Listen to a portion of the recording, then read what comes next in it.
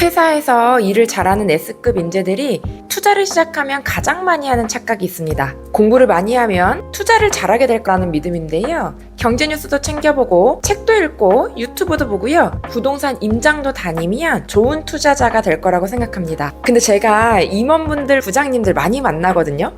코칭을 하면서 만남을 보면 조금 다른 사실을 발견하게 됩니다. 연봉 몇 억이 되는 임원들도, 연봉 1억이 넘는 대기업 부장도, 분석 능력이 뛰어난 사람도 투자 앞에서는 이상할 정도로 결정을 못하는 거죠. 오히려 공부를 가장 많이 한 사람이 가장 늦게 결정하는 경우도 정말 많았습니다. 오늘은 그 이유에 대해서 살펴보고 성실하게 열심히 일하는 직장인들이 투자도 잘하려면 어떤 행동을 해야 되는지 당장 적용 가능한 솔루션도 알려드리도록 하겠습니다.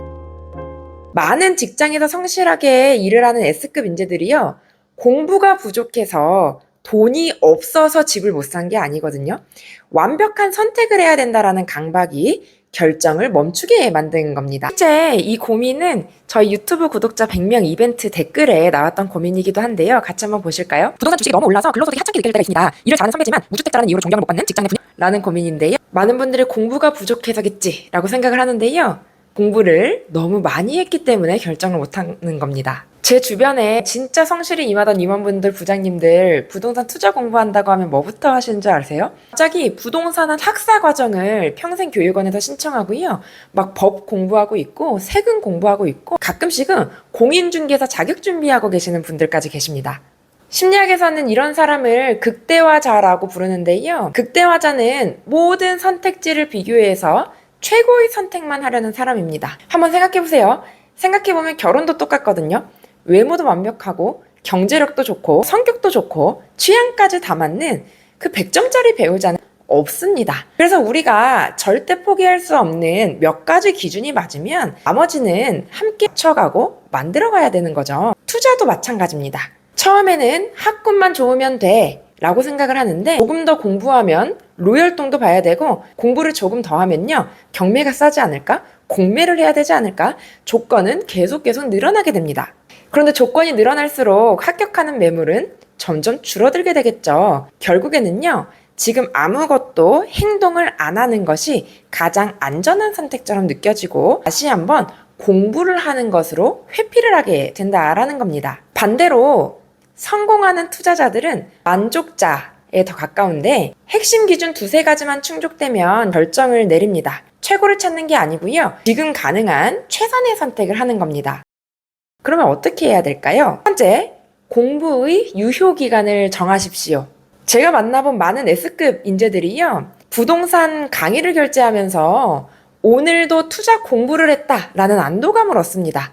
하지만 실행 없는 공부는 결정을 미루기 위한 가장 세련된 핑계가 될 수도 있습니다. 언제까지 공부할지, 언제부터 실행할지를 미리 정해두시기 바랍니다. 두 번째입니다. 절대 기준 3가지만 남기고요, 다 지우십시오.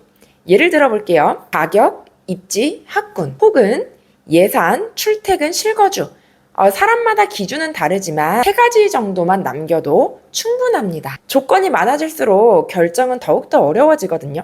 100점을 기다리기보다 70점이면 움직이는 그런 연습이 필요하죠. 세 번째 솔루션은요, 감당 가능한 손해를 숫자로 명확하게 정하시는 게 좋습니다. 우리의 뇌는요, 손실도 무섭지만 더 무서운 건 뭐냐면 얼마나 잃을지 몰라서 무섭습니다. 우리가 인형 뽑기를 할 때 5,000원을 잃을 수도 있는 걸 알고서도 인형 뽑기를 하는 거죠. 손실 자체가 무섭다라기보다는 내가 얼마를 잃을지 모르는 것, 통제할 수 없는 게 무서운 거거든요. 내가 감당할 수 있는 손실까지를 숫자로 적어보세요. 막연한 공포는 구체적인 숫자를 만나는 순간 훨씬 더 작아질 수 있습니다. 많은 사람들이 투자는 돈의 문제라고 생각하는데요, 돈의 문제가 맞기도 하지만 중요한 거는 의사결정의 문제입니다. 그래서 앞으로 이 직장인의 의사결정, 투자 편에서는요, 저는 투자 전문가나 부동산 전문가가 아니기 때문에 종목을 추천해 드릴 수도 없고요, 부동산 입지를 제안해 드릴 수도 없습니다. 다만